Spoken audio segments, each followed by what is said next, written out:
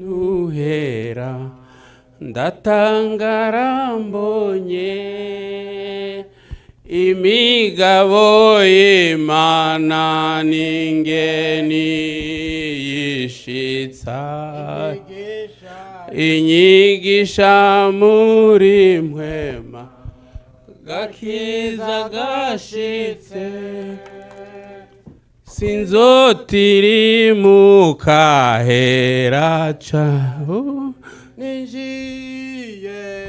ninjiye ahera cane Yesu yanteguriye moranywa amazi meza isoki dakama manu niyongimisi yose wa mutima w'Imana nagerere ahera cane. Alléluia. Amen. Ndabaramukije nanje mu izina ry'umwami wacu Yesu. Moi aussi je vous salue dans le nom du Seigneur Jésus-Christ. Kandi nshimiye Imana iduhaye kuronka umunsi uku. Alors, nous remercions l'Éternel qui nous a permis d'avoir cette journée. Tukaba turi mu nyonga zayo. État présent dans sa face. Ijambo ry'Imana tubwira ngo kwihangana kw'Imana n'agakiza. Alors, la patience de Dieu et son salut. Turashima ko aragakiza. Alors, nous remercions l'Éternel parce que c'est le salut. Kw'abanyabyaha bagishobora kwihana bakaja murongo wo kuja mu ijuru. Parce que les pécheurs auront l'opportunité de se repentir pour qu'ils puissent voyager vers le ciel. Natwe tukezwa ubuntu bukatugwira ko tugakomeza gukora ibikorwa. Alors, si nous avons l'opportunité de nous sanctifier et puis la grâce de Dieu abonde en nous. Alors, nous remercions l'Éternel parce que nous sommes dans ce salut. Alors, nous remercions l'Éternel pour ceux qui nous ont donné cette opportunité. Alors, ils obéissent à la voix de l'Éternel et puis nous donnent le temps de se tenir devant vous. Que Dieu les bénisse. Sans tarder, on va voir la parole de Dieu. Nous avons déjà entendu ces paroles.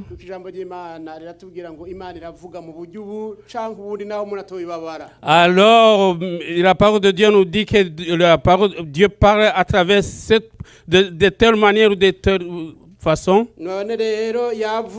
Alors il a déjà parlé parmi nous. Alors je n'ai pas pu retenir toutes les paroles, mais si quand on est en train de prier pour la parole de Dieu, alors toutes les paroles, tous les messages qui ont passé ou bien qui ont déjà parlé, puis c'est complète.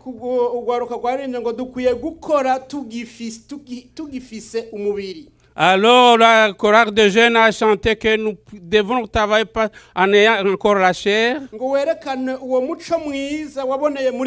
Alors, pour manifester la lumière que nous avons reçue en Jésus-Christ. Que Jésus soit loué. Alléluia. Amen.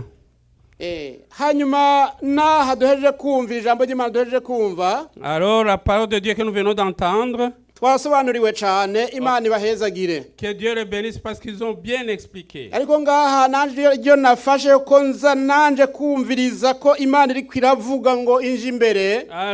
il y a ce que j'ai retenu parce que j'ai entendu quelque chose qui m'a aidé pour continuer à parler.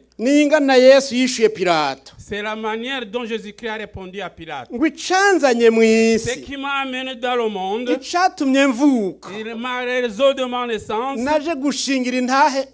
Je suis venu pour témoigner la vérité. Alors, nous devrons témoigner la vérité pour manifester la lumière. Que Jésus soit loué. C'est lui qui est dans la vérité entend sa voix. Alléluia. Amen. On va lire la parole de Dieu.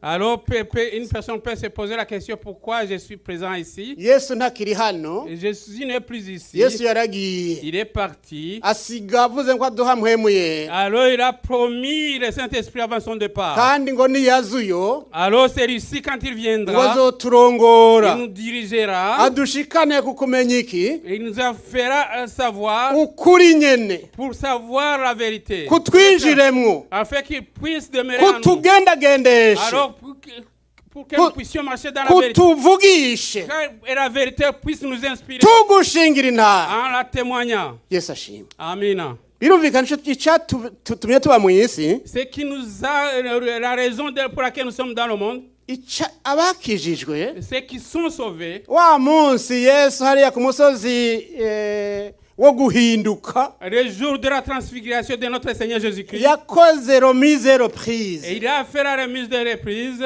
haje abaserukira abavugishwa Eliya Il y a des représentants des prophètes Élie. abaje kubw'ibyagezwe ba Et Mose Moïse est venu pour les lois. abigishwa nabo biwe barimwo Et ses disciples étaient présents. Yesu ashimwe Amina. yerekana urwo ruhererekane Alors il a manifesté cela. haleluya Amen.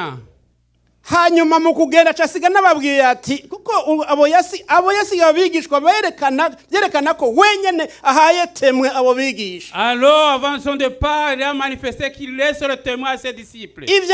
ibyavugishijwe bariya bavugishijwe Tout ce qui a été prophétisé, ibyagezwe byose byabaye toutes les lois qui ont été divulguées, kuzura kwabereye muri Yesu alors tout cela, la plénitude était manifestée en Jésus-Christ. ariko wagira gende Alors avant qu'il parte, agira gende hari abigishwa biwe bari kumwe Petero Yohana na Yakobo avant son départ, bien son enlèvement, il y avait ses disciples Jean, Jacques et Pierre. kandi yaravuze ati Petero kuri wewe niho nzokubaka ishengero. Alors il a dit à Pierre, c'est toi sur toi que je vais bâtir mon église. Yesu ashimwe. Amen. Haleluya.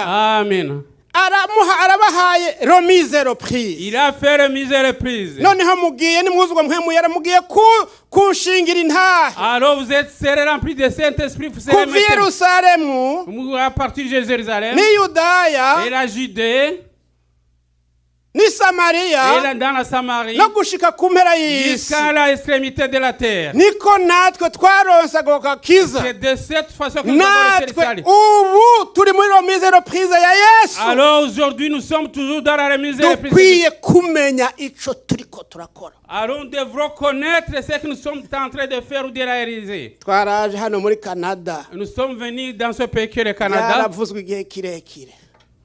byaravuzwe igihe kirekire. Ça a été prophétisé depuis longtemps. ndavyumva n'amatwi yiwawe. Je l'ai entendu de mes oreilles. ko tuzojana ubutumwa ku mahanga. Et que nous allons évangéliser dans les nations. Yesu ashimwe. Que Jésus soit loué. yemwe gwaruka ayo majambo muriko muravuga ntimugire ngo nivyo gupfa kuvuga muriko muravugishwa ico mukwiye gukora. Et les jeunes, les paroles que vous entrez de chanter, c'est pas des vaines paroles, ce sont des paroles prophétiques. kumva dukwiye kumenya igikorwa cacu ko ari gushingira intahe ukuri. Les paroles que nous venons d'entendre, nous devrons connaître que notre mission, c'est de témoigner pour la vérité. Yesu ashimwe. Que Jésus soit loué. umwanya n'ubu dufise. C'est le temps que nous avons. ariko twigishijwe. Alors nous avons été enseignés. tukwiye kuraba ico twahamagariwe gukora. Nous devrons observer ce qui nous a la raison de notre vocation. ko turiko turagikora. Regardant que nous sommes en train d'accomplir.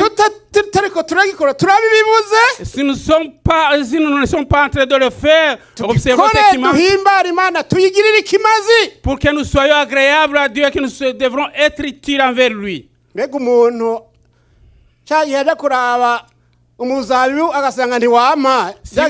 Si vous allez regarder votre vigne, si vous ne trouvez pas qu'il porte les fruits, urubanza yaciye aruca. le jugement qu'il a fait envers ce... yaciye aca urubanza. Il a jugé directement. ati kiratemwa. Et on doit le couper. Yesu adufashe. Que Jésus nous aide. Yesu Jésus. tumenye ko yaciye aduhamagariye gukora. Et nous devons connaître, c'est la raison pour laquelle nous a appelés pour accomplir. tugikore. Alors nous devons le faire. tutagikoze Si nous ne le faisons pas, nta raison d'être. nta mpamvu yo kubaho kwacu. Yesu adufashe. Que Jésus nous aide.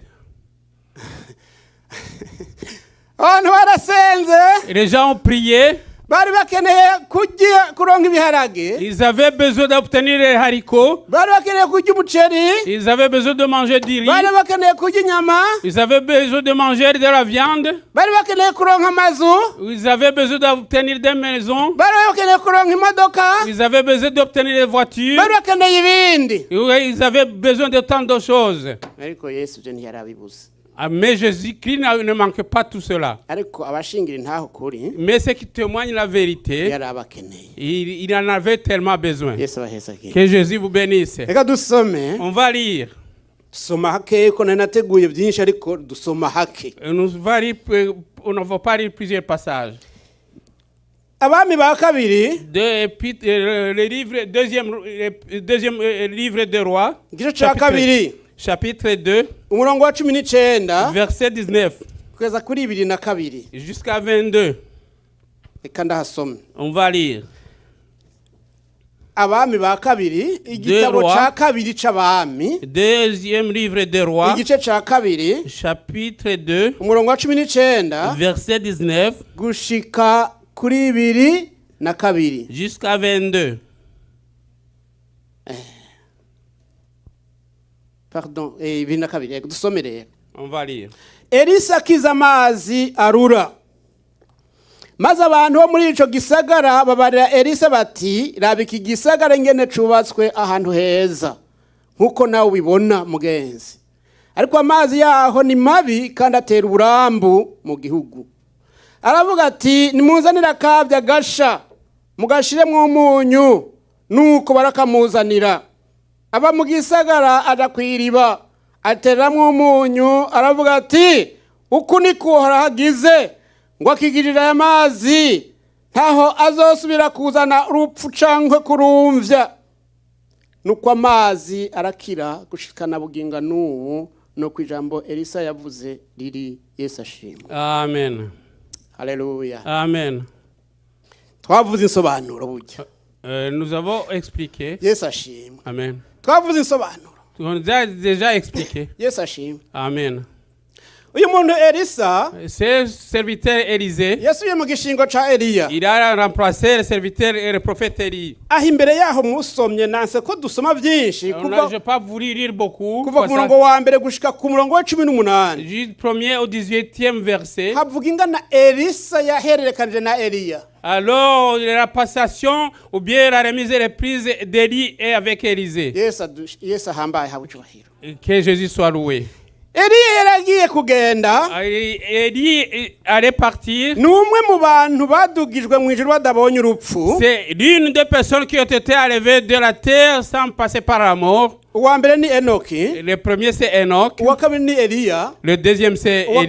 uwa gatatu ni Yesu yaduze amaze kuzuka. C'est le troisième c'est Jésus-Christ qui a monté au ciel après sa Nibo résurrection. baduze. Ce sont les trois qui ont monté au ciel. Agiye kuduga, Avant son enlèvement, Imana yari yabimubwiye. Dieu lui avait révélé. Hanyuma kandi yaramuhaye uwuzomusubirira ni Elisa. Alors lui avait donné son successeur. Aramusaba ati, Il lui a demandé, ntagiye muri byinshi, aramusaba ati, il lui a dit, ndasavye imbere y'ukugenda il lui a demandé avant que tu partes, umpe imigabane ibiri donne-moi 2 portions y'ingabire zawe, de votre don, y'ubushobozi bwawe, de ta notion, y'ivy'Imana yaguhaye, tout ce que Dieu imbere vous yuko a, dutandukana. avant notre séparation. Ubundi waramubwiye ati, Et lui, il a répondu que niwambona ngenda si tu parviens à voir comment je parte, je serai nta kibazo. sans problème, tu l'auras. Yesu ashimwe. Que Jésus soit loué. Umukogo turaza uramanuka. Leshevu. Umukogo turamanuka uje kumutwara.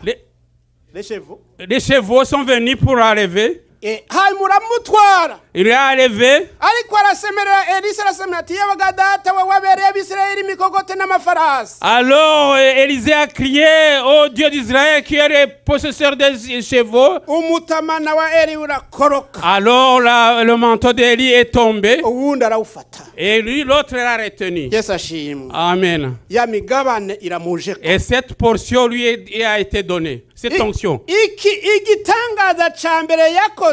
Et le premier miracle qu'il a opéré, agarutse asanga yorodani ruruzuye De son retour, il a trouvé que la rivière du Jourdain était débordante. abura ingana bigenza Il a manqué comment faire. arahamagara ati mana ya Eliya uri hehe Il a appelé au Dieu d'Élie, où es-tu? akubita uwo mutamana ku Et mazi puis il a frappé avec son manteau sur l'eau. amazi aratanduka Et puis les eaux se sont séparées. umukozi w'Imana arajabuka Et puis le serviteur de Dieu a traversé. igitangaza ca kabiri yakoze Deuxième miracle qu'il a ni opéré, iki gikorwa c'est cette œuvre. ashitse Quand il est parvenu à arriver, abantu bari i Yeriko les gens qui étaient à Jéricho, baramwereka ati igisagara cubatse neza ils lui ont dit que la ville est bien construite gisa neza et très belle. kirimo abantu basa neza Il y a des gens qui sont très beaux. kirimo ibintu bisa Il neza y a des belles choses. ariko harimo ikibazo Mais il y a un problème. amazi yaho Mais l'eau de cette ville, amazi yaho les eaux de cette ville, atera uburambu provoquent la stérilité. atera uburambu Provoquent la stérilité. nta kintu cibunge ngo kizana ubugingo Aucune chose qui peut tomber enceinte et puis apporter la vie. ibitungwa biraramburura Mais les animaux avortent.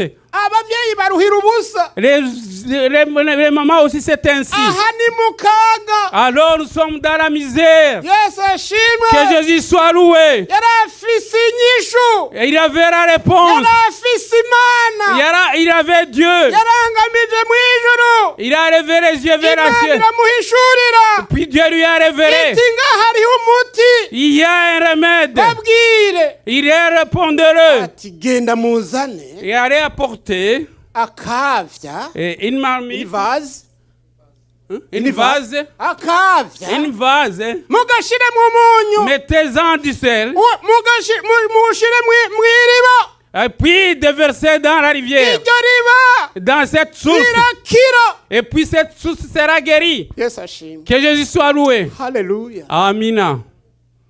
Paulo yandikira abanyekorinto Paul s'adressant aux Corinthiens, yarabwiye ngo dufise ubwo bushobozi nous avons cette puissance, bien cette autorité. mu nzavya zibumba Dans les vases d'argile, kugira ngo ubushobozi bwo kuzigama la puissance de retenir, de bien de sauvegarder, yego ubushobozi bwo kuzigama la puissance de sauvegarder ntibube muri izo nzavya zibumba taco en zimeze provenant de cette vase. ariko buvo ku Imana ishobora byose Amen. haleluya Amina. nta na kimwe dufise twirata On n'a rien à se vanter. umuntu ni bumba L'homme est en umuntu ni argile. nzavya zibumba L'homme est comme des vases ntacyo d'argile. turimwo On n'est rien. ariko Imana Mais Dieu, yashimye gushyiramo ubwo bushobozi il a été agréable de mettre la présence dans cette argile buvura qui guérit. bukiza Qui guérit. yesu ashimwe Amen. haleluya Amen. yesu ariko aravuga kuri twebwe Jésus est en train de parler à propos de nous. yavuze ngo dutware umuco Alors, bavuze ngo dutware umuco transportons, yesu portons la yavuze ngo muri lumière. umuco Vous êtes la lumière. muri umunyu w'isi Vous êtes le sel de la terre. muri umunyu Vous w'isi êtes le sel de la terre. yesu ashimwe Que Jésus soit loué. haleluya Amen. muri umunyu w'isi Vous êtes le sel de la terre. ariko umunyu w'isi ushize uburyohe Mais si le sel n'a plus de saveur, ntacu ukimaze atari il n'est plus ubuhonyanga unitaire, on va l'écraser. yesu adufashe Que Jésus nous aide. haleluya Amen. imana yaratuzanye Dieu nous a amenés. iratuzana ngaha Il nous a amenés dans ce pays. jewe si surprise namba yesu adufashe Que Jésus nous aide. nari narabibonye ndi hariya Je l'avais été révéré quand ndiko j'étais encore. nitegereza mu isengero nk'uku Quand on le voyait dans l'assemblée comme ça. nkabona twese tumaze kumva ijambo ry'imana Et en voyant tous ceux qui sont ici, qui ont déjà accepté le message, nkabona twese turi hariya il m'a été révélé quand nous étions encore là-bas. twese mu ishengero twumvise ijambo ry'imana Tous qui ont entendu la parole de Dieu. n'ubu tuguma tubaza tubabwira ngo ihane Alors même l'évangile de repentance qui dit repentez-vous. ezwa Et soyez sanctifiés. mwihane Repentez-vous. mwezwe Sanctifiez-vous. mukora iki Pour que nous puissions faire. mukora iki Pour que vous puissiez faire quoi? yesu adufashe Que Jésus nous aide. muduge mu ijoro n'amaguru Est-ce que vous pouvez monter au ciel en marchant? dukwiye kwezwa tugatunganywa tugagira ikimazi. Nous devons être purifiés, sanctifiés pour que nous soyons utiles. yesu ashimwe Amen. tuba umunyu. Soit devenons ou bien soyons le sel. yesu Que ashimwe Jésus soit loué. ngihonyora hariya toronto ngishika À mon atterrissage à Toronto, à mon arrivée, nibutse ko babandi bose nababona ko aba bantu ntibagikwiye kwigishwa je m'ai été révélé que ces gens ne méritent plus d'être enseignés. barigishijwe Ils ont déjà été enseignés. bakwiye kubikora Ils doivent seulement leur accomplir bakabishira mu en ngiro. mettant en application ce qu'ils ont été enseignés. yesu Que ashimwe Jésus soit loué. bakava bakagenda bakabibwira abandi. Et puis, de quitter d'un lieu à l'autre pour le témoigner aux autres. nanje nshitse toronto À mon arrivée à Toronto, naravyibutse je me suis souvenu de cela. ndahahonyoye uko En me posant mes pieds sur la ville de Toronto. naravuze nti wa gihugu we J'ai dit, oh ce pays, wa gihugu we oh ce pays, umva ijambo ry'imana. écoutez la parole de Dieu. haleluya Amina. ijambo nakuzaniye muri iki gitondo Le message que je t'ai apporté ce matin. iki gihugu ni ciza Ce pays est beau, gisa neza il est très kirimo beau. ibintu Il y a byiza de bonnes choses aussi wabisanzemwo que tu as trouvé dans ce pays. wanabirose Et puis tu en as déjà obtenu. ariko Mais amazi yaho l'eau, amariba yaho il est sur ces sources. amariba yaho Ces sources atera uburambe. et provoquent la stérilité. nabikura mu buryo bw'impwemu D'une manière spirituelle. nabikura. Il n'y a aucune chose qui croise spirituellement. yesu adufashe Amen. yesu adufashe Amen. ibyo pfuye ibyo vutse bipfiraho. Ce qui devrait être naître meurt à la naissance. abantu bashitse toronto Les gens qui arrivent à Toronto, iyindi mpwemu yarabakira il y a un autre esprit qui les emporte. uko bambara bagaca Ils bazikura changent leur manière de uko vivre. bari bameze bagaca Ils bahinduka changent leur manière de vivre. kuko imbizi yaho iraroga. Parce que cette source est iraroga empoisonne. empoisonnée. yesu adufashe. Amen. haleluya Amen. ariko imana yaradutoranije Mais Dieu nous a élus. ntawaziye ubusa. Aucune personne n'est venue en vain. yesu adufashe. Que Jésus nous aide. uwo ari we wese yesu yaramuzaniye ikintu. Et toute personne a une mission qui lui a été donnée par Jésus-Christ. si pasitori si mwarimu. Ce n'est pas seulement le pasteur ou bien l'évangéliste. nanezerewe no kuva iyo ndirimbo batanze. J'ai été tellement content du cantique que nous avons chanté. ubonye yesu amaze kugukiza Oui, kungana ivyo koreye bibwire kumukiza wa rapasaye basengere ko nagusengeye. ni wewe Ni wewe nsengera, ni wewe nsengera, ni wewe nsengera, ni wewe nsengera, mugenzi ndakwifuriza gakiza. yesu ashimwe. Que Jésus soit loué. ni wewe Et c'est toi, ni wewe c'est toi. yesu ni wewe yazanye. Et c'est toi que Jésus a amené. turondere muri jewe ni wewe. Ne cherchez pas vers moi, c'est toi-même. yesu ashimwe. Que Jésus soit loué. gushingira intahe ukuri Pour témoigner la vérité. abukuri. Ceux qui sont de la vérité, uri uw'ukuri. est-ce que tu es de la vérité? urakunda ukuri. Est-ce que tu aimes la vérité? kubera iki kwaguteye ubwoba kuvuga. Pourquoi tu as peur de le kuko kubera iki témoigner? byaguteye ubwoba kuvuga yesu. Pourquoi tu as eu peur de témoigner? pupesaido kuko ngaho usanga impwemu iroga. Parce que tu as ivuga ngo trouvé un yesu esprit qui ntavugwe. empoisonne. ivuga ngo yesu ntavugwe. Qui dit que Jésus-Christ ne soit pas enseigné, bien prêché. yesu ko ateye isoni.